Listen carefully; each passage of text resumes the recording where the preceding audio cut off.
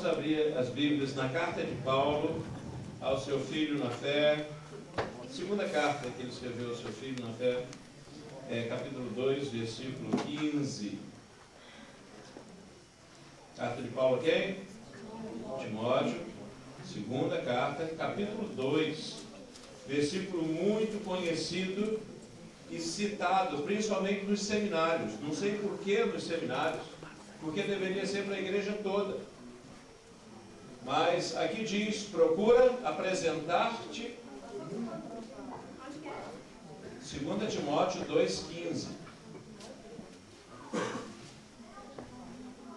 Procura apresentar-te a Deus aprovado, como obreiro que não tem do que se envergonhar, que maneja bem a palavra da verdade. Aqueles que têm esta mesma versão que eu tenho, vamos ler de novo em uníssono. Procura apresentar-te a Deus aprovado, como obreiro que não tem do que se envergonhar, que maneja bem a palavra da verdade. Se você tem outra versão, lê agora. Vamos ler as versões que temos aqui. Alguém tem outra versão? De onde você está? Leia, por favor. Procure apresentar-se a Deus aprovado, como obreiro que não tem do que se envergonhar, que maneje corretamente a palavra da verdade. Corretamente. Outra versão?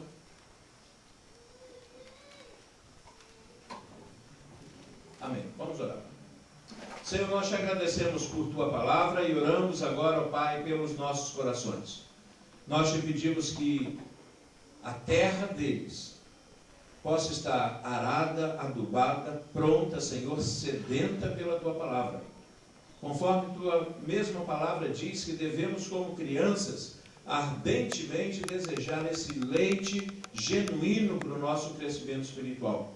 Cremos, ó Deus, na tua palavra como chuva que vem e que não volta para ti quando a lemos, sem antes fazer aquilo para o qual estava designada. Então cumpre em nós, ó Deus, a tua palavra que diz: se pedirmos alguma coisa, crendo que já recebemos, assim se fará. E nós cremos, ó Deus, que já temos recebido hoje da tua graça, das tuas bênçãos, da tua presença, do teu carinho, do teu amor, da tua vida, da tua misericórdia, Senhor, e por isso nós te agradecemos. E agora cremos que estaremos recebendo também, ó Deus, o alimento espiritual da tua palavra, que é viva, que é eficaz, que é eterna, que veio de ti como uma carta de amor para o teu povo. E isso nós te agradecemos, em nome do Senhor Jesus. Amém. Podem sentar-se.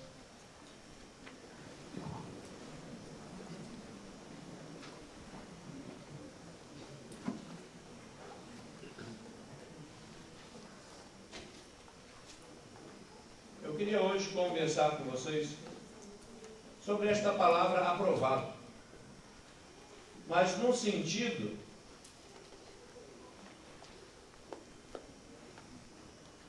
de teste, coisa que creio que todos nós, ou cada um de nós, experimentou durante anos. As provas finais, os testes na escola, depois teste vocacional, depois teste de mais não sei o que, é tanto teste. E nós queremos que todos os testes deem positivo, menos o de sangue. Esse a gente quer que dê negativo. Ou então um teste de saúde, a gente quer que dê negativo, que não haja nenhuma doença. Mas falando dos testes em que dependem do nosso aprendizado, dependem da nossa experiência, da nossa astúcia em como mexer, em como deixar certas questões para o final e fazer primeiro as que sabemos. Eu queria compartilhar com vocês sobre a nossa vida. Eu já falei um pouquinho ontem lá na celebração de nonato do Jerry, e eu vou repetir alguma coisa aqui hoje. Nós vivemos num teste. Todos os seres humanos estão aqui na Terra especificamente para um teste. Um grande teste que começa logo na tenra infância e que ele dura até a nossa última o nosso último suspiro, nosso último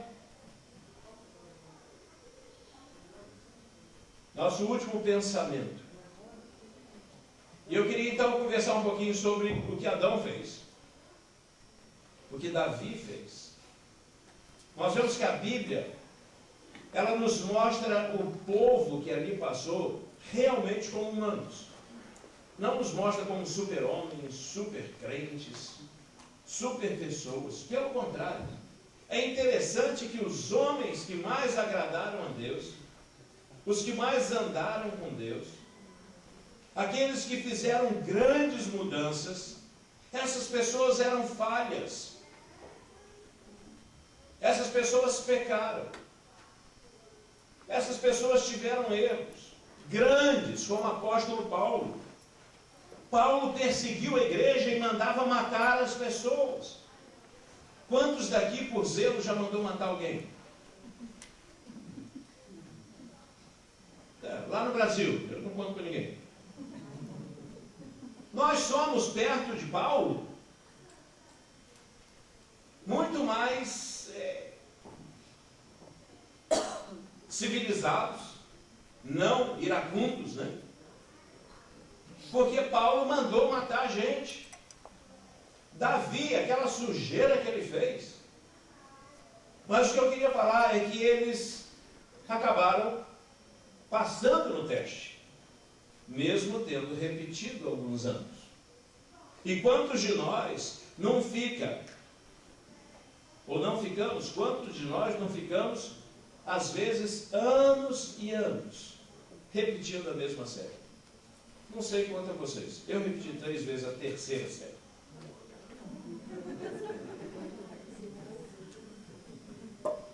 Adão e Eva, eles erraram. Erraram em 2 aspectos. Primeiro, foram precipitados.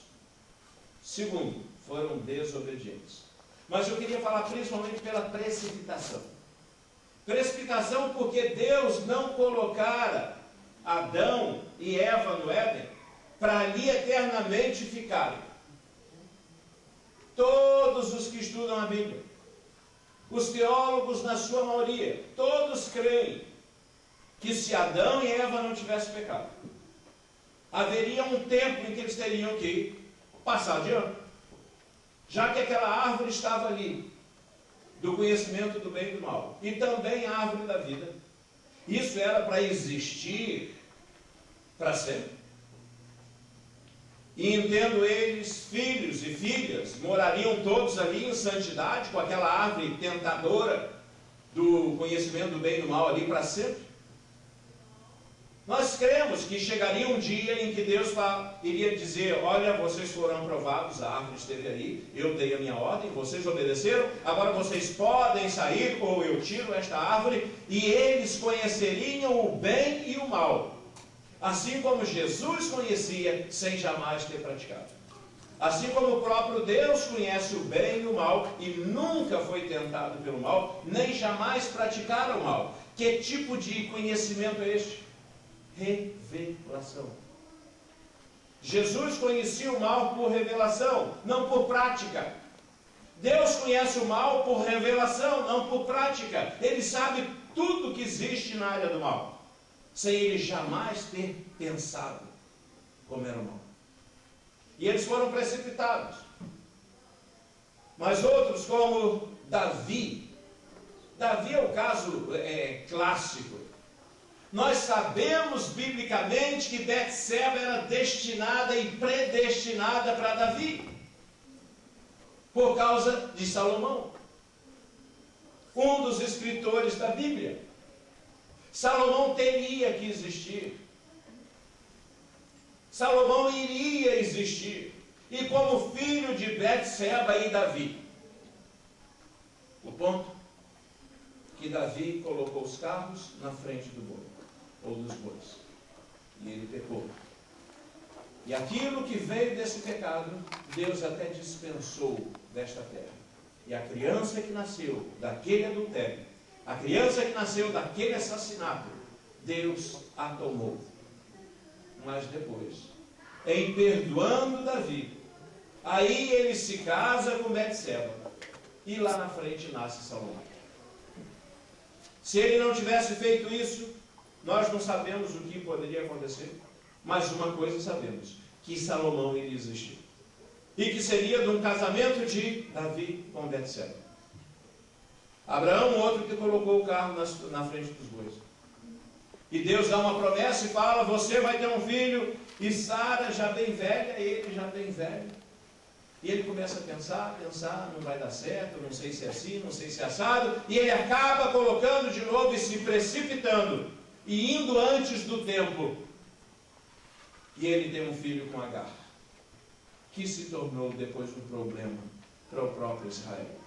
Como vemos hoje, essa briga toda que existe. Começou lá em Ismael. E na hora certa, quem nasce? Isaac. Quem Deus tinha prometido. Esaú, outro, que se precipitando por coisas, perde toda aquela bênção. E Jesus, então, quando é levado para o deserto e é tentado, é proposto a Jesus que ele crie um atalho, que ele se precipite. E o diabo falou, olha, está vendo todos esses reinos, tudo isso eu posso te dar. Basta você se prostrar e me adorar. E Jesus falou, só a Deus a gente adora. Um pouquinho depois, ele vai com sua mãe numa festa em Caná da Galileia, e parece que de alguma maneira ela o coloca num xeque-mate, e ele fala assim, mulher, que tenho eu contigo, ainda não é chegada a minha hora. Ele sabia muito bem a questão da hora, do tempo. Ainda não é chegada a minha hora. E lá na frente ele fala o que para os discípulos? Chegou a minha hora. É chegada a hora. A gente vê que a gente está num teste por causa de algumas dicas que eu vou, ou pistas, que eu vou falar para vocês. Uma delas é que Jesus falava em parábolas. Por quê? Por que Jesus falava em parábolas? Porque fica mais fácil de entender? Algumas sim. Uma metáfora, às vezes, é boa para que a gente possa relacionar ideias e compreender algo mais abstrato de uma forma relacional. Mas quando Jesus conversa com os discípulos, depois da parábola do semeador, e que começa a explicar, ele diz lá em Marcos 4, ele fala assim, eu falo em parábolas, para que eles vendo, vejam e não entendam. Ou ouvindo, ouçam e não entendam ou compreendam. E venham a crer. Nós vivemos num mundo em que o próprio Deus sabe, e que nós sabemos, que nem todos os que moram aqui, vivem aqui, vão para o céu. E muitas dessas pessoas, a Deus não interessa que eles saibam dos segredos e dos princípios do reino. Daí, muitas vezes, o que acontece da maneira em que Deus revela a sua palavra, ela vem codificada. E no livro de Daniel, lendo lá na casa de Almir aquele dia, nós vimos que ali diz que os sábios entenderão, mas muitos tentarão esquadrinhar, entender, compreender e não entenderão. Diz uma passagem na Bíblia em que haverá um tempo em que correrão do Oriente e do Ocidente buscando a palavra de Deus e não a acharão. E nós estamos chegando num tempo desse. Que loucura são os estudos bíblicos pela internet. Muita gente boa, muita gente ensinando coisa boa, mas tem cada absurdo que eu temo pela fé e pela sã doutrina dentro de uns 5 a 10 anos. Sabe a coisa mais abençoada agora, o que é? É o chu. Mas não é chu. Está falando errado. É chu.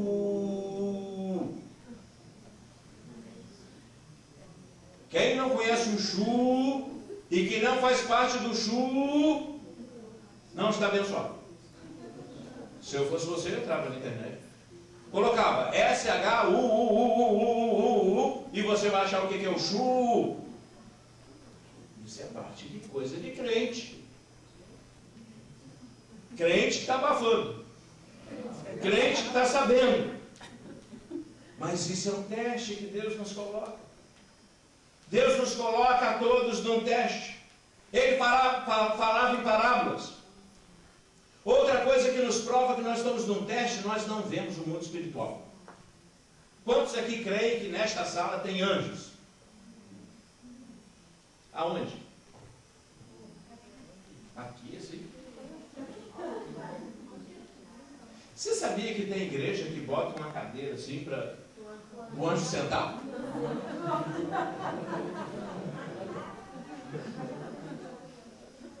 Como que ele senta com aquelas asas todas? Não tem uma passagem na Bíblia que diz que anjo senta. Eu nem sei se ele senta. Eu sei que ele voa. Gente, nós estamos saindo para o misticismo. Eu durante anos visitei centros de macumba, hinduísmo, taoísmo, shintoísmo, budismo. Eu tenho todas essas religiões islãs.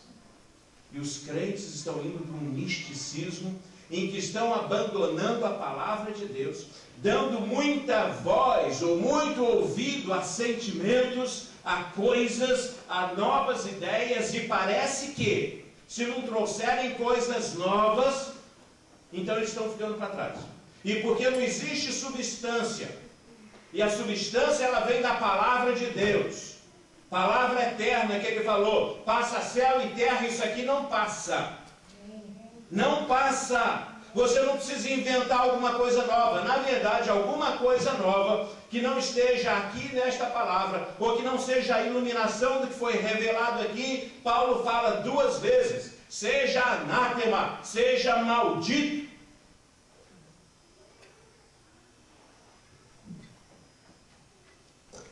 Nós não vemos o mundo espiritual, mas ele existe. Imagina você dirigindo no seu carro a 60 milhas por hora, outros carros também a essa velocidade.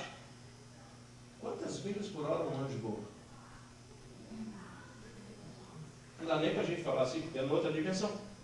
Mas se a gente visse o mundo espiritual, e você está dirigindo, de repente passa aquela miríade de anjos, e como o seu carro é material e eles são imateriais, eles passam por dentro do seu carro. Você está dirigindo assim, e passou lá, o que aconteceria no trânsito? E os aviões lá em cima, só desviando, tem um monte de anjo para cá, um monte de anjo para lá. Graças a Deus nós não vemos. Deus fez a coisa de tal maneira que a gente não fique. Eu queria ver vocês prestarem atenção em mim. Com um anjo dando pancada aqui no demônio, demônio passando daqui para lá, anjo passando daqui para cá.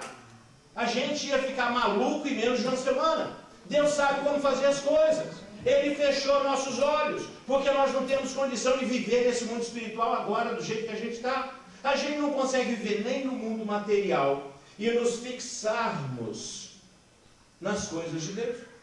Que as próprias coisas do mundo nos tiram essa sintonia. Eu fico fixado em quê? Música, comida, roupa, outdoors, carros. Imagina se tivesse anjo para tudo quanto é lado. Demônio para tudo quanto é lado. Nós não vemos essa parte. E esta é uma outra prova que nós estamos num teste. Nem tudo foi revelado. Quando você vai fazer um teste na sua escola, nem tudo é revelado. Nem tudo o professor coloca ali. Outra coisa, quem foi não volta para contar. Quem já se encontrou com um ex? Ex-humano. O cara morreu, foi para lá. Aí daí uma semana vem na tua casa, fala, olha, o negócio lá não é mole. Está quente a beça. Tremendo de um verão. Quem foi não volta. Você vai em religiões espíritas, até a manifestação demoníaca de pessoas que vêm em centro de macumba ou que vêm ali na mesa redonda, mesa quadrada, até aquilo ali, as pessoas têm que usar de fé, porque na verdade não é uma coisa muito clara. Os demônios tentam imitar, mas não fica claro. Não é o teu bisavô, tua avó, teu parente que aparece ali e fala, olha, há quanto tempo? Sou eu mesmo. Olha aqui, bota a mão aqui na minha verruga que eu tinha. Como Jesus falou, bota a mão aqui, aqui, Tomé.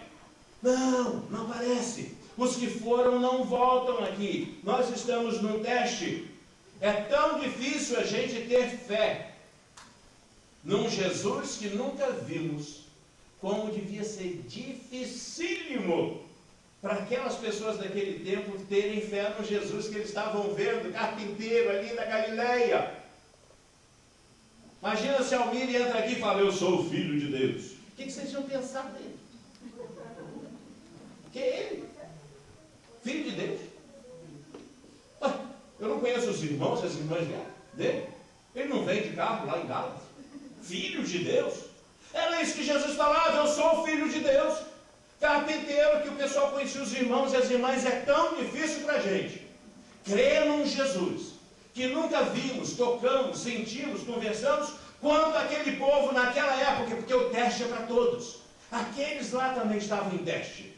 Foi muito difícil para aquele povo acreditar que aquele homem de carne e osso era a encarnação eterna do Logos, do Filho de Deus. Quando Deus coloca as coisas dessa maneira, Ele incita as nossas prioridades. Ele mexe com a gente. A gente tem que exercer alguma coisa que Ele colocou em todos os seres superiores, que se chama de livre arbítrio. Quando vivemos essa vida espiritual, sem ver anjos, sem ter conhecido Jesus, em que o Evangelho é falado em parábolas, o Evangelho ele tem partes assim, partes assada, e um grupo crê de um jeito, outro grupo crê de outro, uns querem batizar assim, outros querem batizar assado, ou uns pensam no sábado, outros pensam no domingo. É tanta coisa diferente dentro desse Evangelho. Não é como se fosse um livro assim bem claro que diz, para abrir a porta, empurre a porta, e só isso. O Evangelho tem jeito da gente ficar interpretando, ter correntes diferentes, mas tudo isso faz parte de um teste que Deus nos colocou. E quando isso acontece, passamos por essa vida, Ele nos incita a pensar, a colocar prioridades e fazer escolhas. E são essas escolhas, são as prioridades que colocamos, que vão estar ali na nossa provinha, no dia em que o Senhor Deus julgar todos os seres, todas as coisas que fizemos, tudo o que falamos, nós os salvos não seremos julgados para a salvação. Em João diz, quem crê na minha palavra, e o que? Quem ouve a minha palavra e crê naquele que me enviou, não entra em juízo, mas passa da morte para a vida. Eu não estou falando da sua salvação, mas cada coisa que você falar, cada coisa que você fizer, cada tijolinho que você colocar nesse edifício que é o fundamento Jesus, cada um deles, nós seremos julgados no tribunal de Cristo. Porque em Coríntios diz, importa que todos nós compareçamos perante o tribunal de Cristo. E ali, a hora que você entrega a sua provinha para o Senhor, corrige, Senhor. Acabou? Acabei. Deixou alguma questão no final? Fez tudo? Fiz. E aí é hora de pegar a canetinha vermelha, né? Tinta vermelha, olha, cuidado. Sangue de Jesus é vermelho. Como todo teste, é individual. O teste é individual. Não tem negócio de trabalho em grupo, não. Posso fazer em grupo, senhor? Isso é no final, não vale cola também. Então é individual. Segundo, tem uma série de problemas para resolver. E esses problemas têm a ver com as parábolas, com a linguagem espiritual, com as figuras, com as doutrinas, com as escolhas dos tipos de igreja, com ouvir o Senhor e Ele te dá uma ordem, você fazer ou não. Tem uma série de problemas para você resolver. A vida inteira. Mas Ele te fala o seguinte: Ele não te dá nenhum problema na sua vida que você não possa resolver. Cada problema que Ele te deu, Ele te dá também uma fórmula. Cada problema, você tem uma fórmula. Cabe a você aprender a fórmula. Cabe a você estudar. Cabe a você ser um obreiro aprovado. Outra, nós temos um tempo para começar, nosso teste e um tempo para acabar. E não é nem você que escolhe o seu tempo. Como também não é você que escolhe lá na escola o tempo do teste. Eu queria ver você chegar, professor, eu vou fazer meu teste daqui 2 semanas. O teste é pré-determinado. E o professor só diz, olha, dia tal hora você tem um teste. Ok, quando começou o seu teste, pastor? Quando o pastor nasceu. Não foi sua escolha, não foi minha escolha. Mas ali começou o meu teste. E ali eu sou ensinado, e a Bíblia me garante que se eu ensinar os meus filhos no caminho que eles devem andar, quando forem grandes e começarem a fazer então o teste, e fazer as escolhas, de múltiplas escolhas, eles vão fazer as escolhas corretas. Por isso é muito importante você ensinar o seu filho sobre esse teste da vida. Tem tempo para começar e tem tempo para terminar. E o tempo para terminar é diferente de como você fazia na escola. Talvez você já passou por uma coisa assim.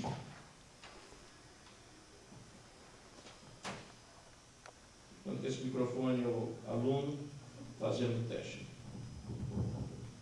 Quem já esteve fazendo um teste e o professor fez isso?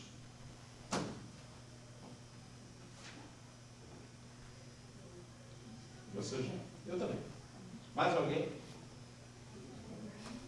Sabe que vai ser assim?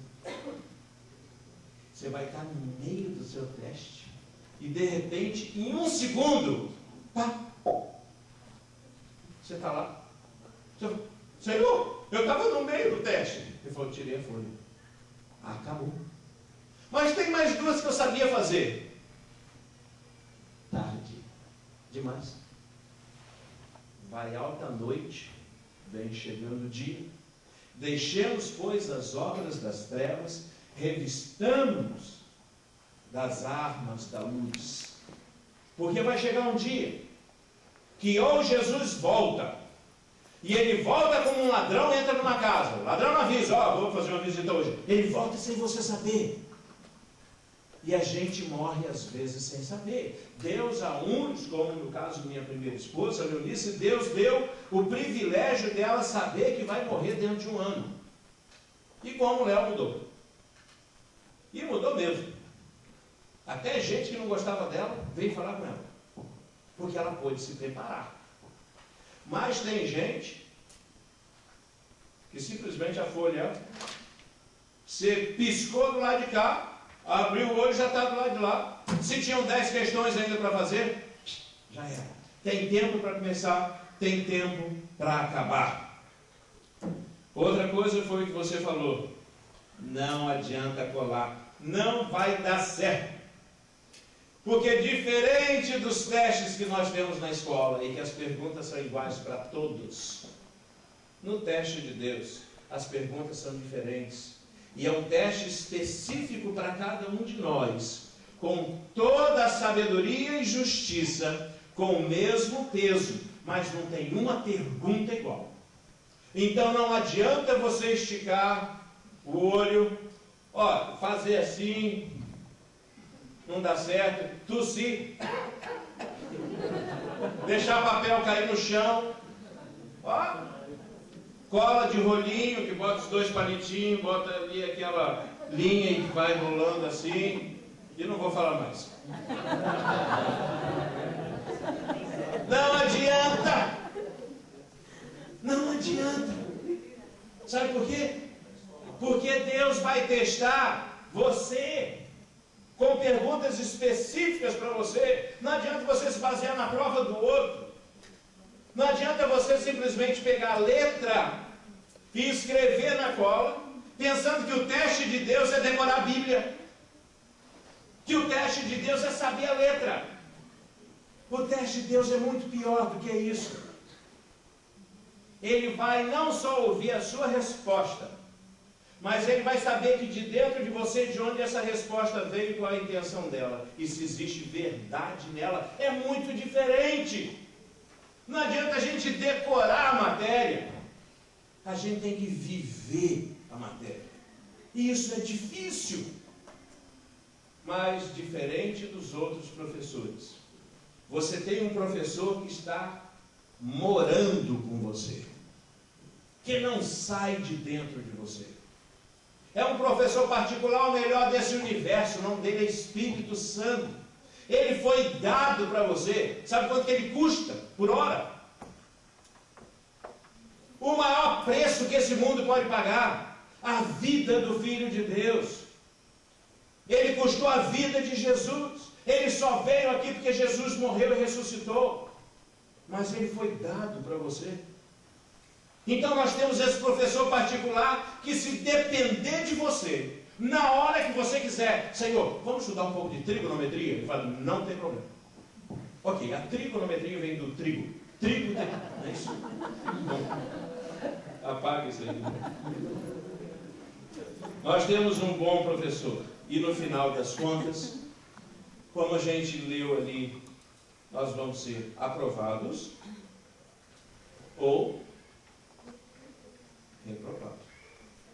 É bom que cada um de nós aqui tenha a certeza absoluta de que nós estamos matriculados nesse curso, com o diploma garantido. E aí você fala, ei, já ouviu falar disso?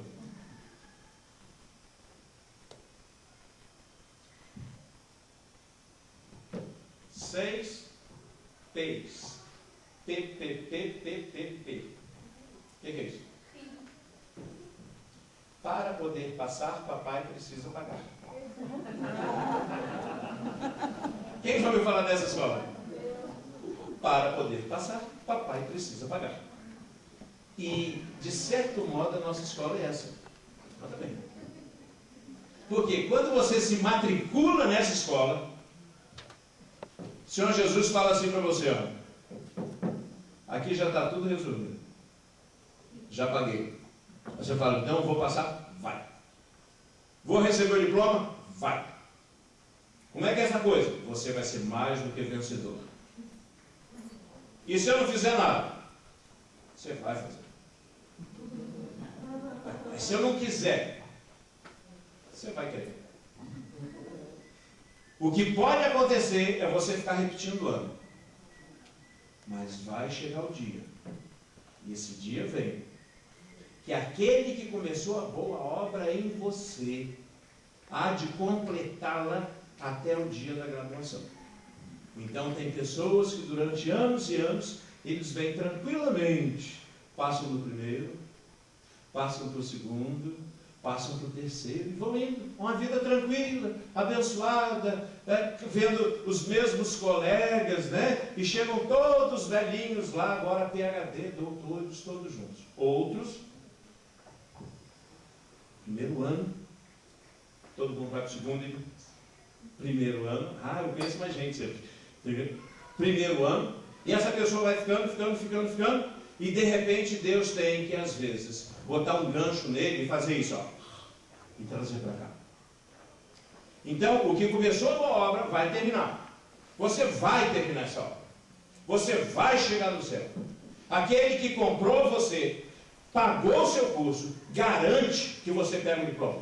Porém, você escolhe como você vive essa vida nesse teste. Se você vive... Quem é aluno aqui que não estuda e chega na semana da prova e fica lá, e toma ali café, e vai não sei o que, e fica com o olho desse jeito e passa a noite inteira para conseguir chegar lá? Eu acho que não tem nenhum aluno aqui assim. A gente conhece pelo canto do olho já alguns que são assim.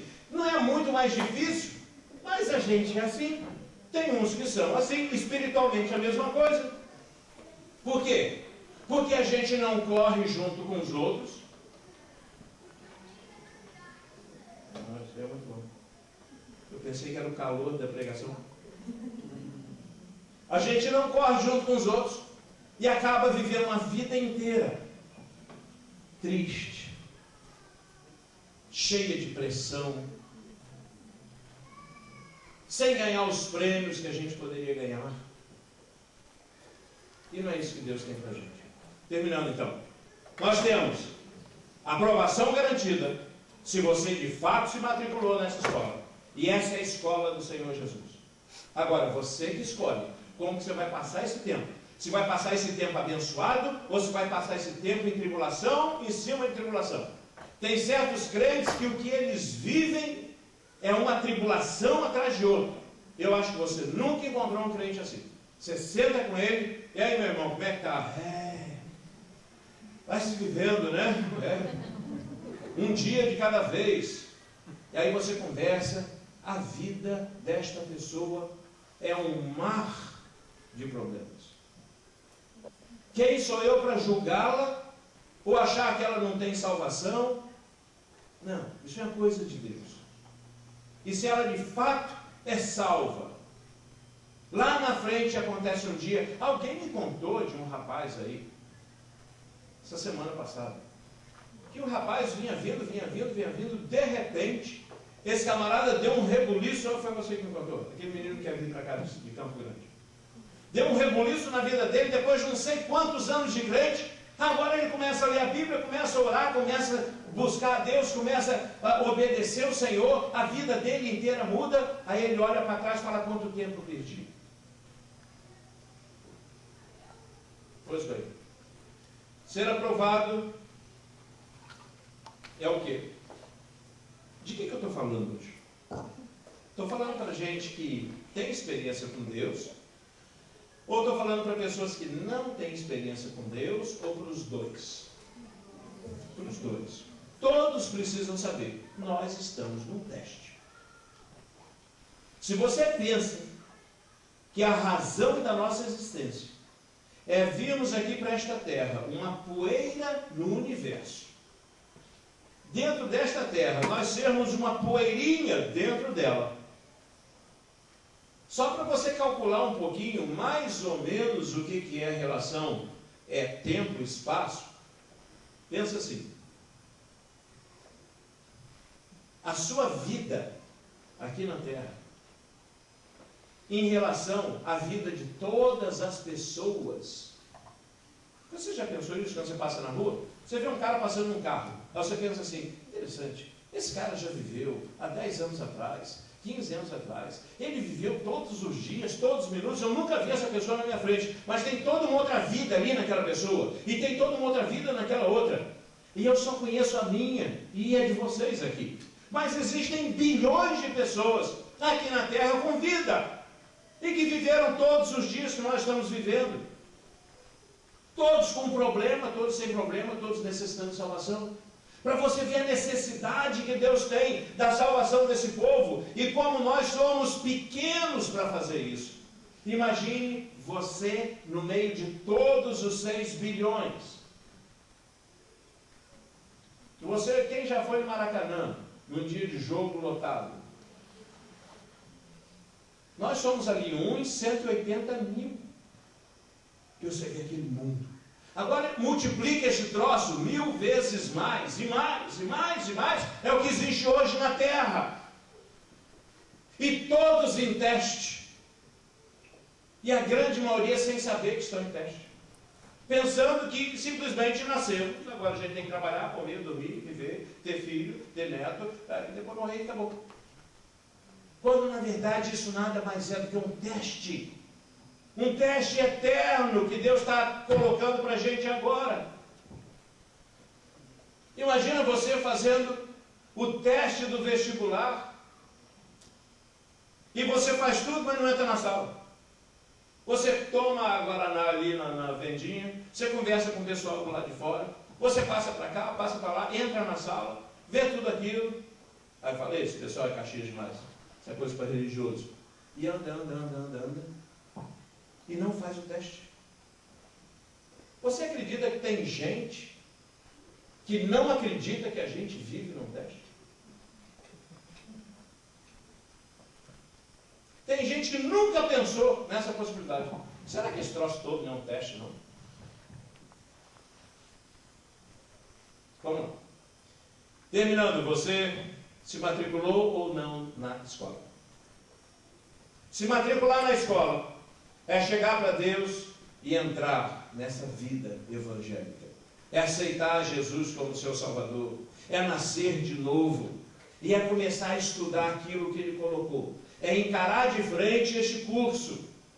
E falar, eu vou aprender, eu vou passar de ano, eu vou crescer, eu vou me formar, eu vou exercer a profissão que Deus escolheu para mim. Seja profeta, profeta, seja pastor, pastor, seja missionário, missionário, seja fazer áreas de misericórdia, áreas de misericórdia. Deus escolheu para cada um de nós dons ministeriais, que correspondem às profissões em nós, corresponde àquilo que a gente vai fazer para Deus, no reino de Deus.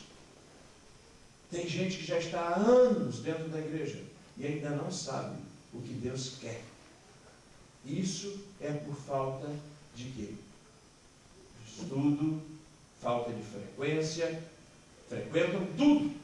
Frequentam televisão, futebol, praia, festa, mas na hora que é para frequentar a aula, frequentar os testes semanais, frequentar aquilo que tem a ver com tudo isso que Deus nos deu, não tenho tempo. Ou então simplesmente, depois eu dou uma olhadinha. Gente, vai alta à noite. Cada coisa que você aprende, Deus vai testar você. Mas Ele vai testar, e esta pregação não é para apontar o dedo para você, como um profeta do Velho Testamento, e falar, cuidado! Não é isso. Eu estou querendo dizer o seguinte, você já tem muito conhecimento. Nós estamos num curso já fadado ao sucesso. Por que em vez de você empurrar a coisa para trás, você não se deixa levar pela onda? A onda do Espírito, o conhecimento da palavra. Você não vai colar, vai ter que fazer sua própria prova. Mas Deus garante que Ele te dá o melhor professor. E Ele tem reservado para você aquilo que você gostaria de fazer. E quando você se coloca nas mãos de Deus e começa a viver essa vida realmente, você vê, de fato, isso era um teste. E por isso Pedro fala, não estranhe toda esta complicação que às vezes há no mundo, há em volta da gente, destinadas a nos provar, porque, em outra parte, Paulo diz, nem olhos viram, nem ouvidos ouviram, e jamais penetrou em qualquer coração humano o que Deus tem preparado para a gente, naquele dia da nossa formatura, e por toda a eternidade depois daquilo. Então leva a sério a sua escola, leva a sério a matéria, leva a sério o seu professor, leva a sério a sua vocação, aquilo que Deus te chamou e o que Ele escolheu para você. Se relacione. Ele não é um diretor que coloca um monte de secretário para te barrar. Ele é o seu pai, que é o dono da escola. Que Deus nos abençoe. Vamos colocar ele.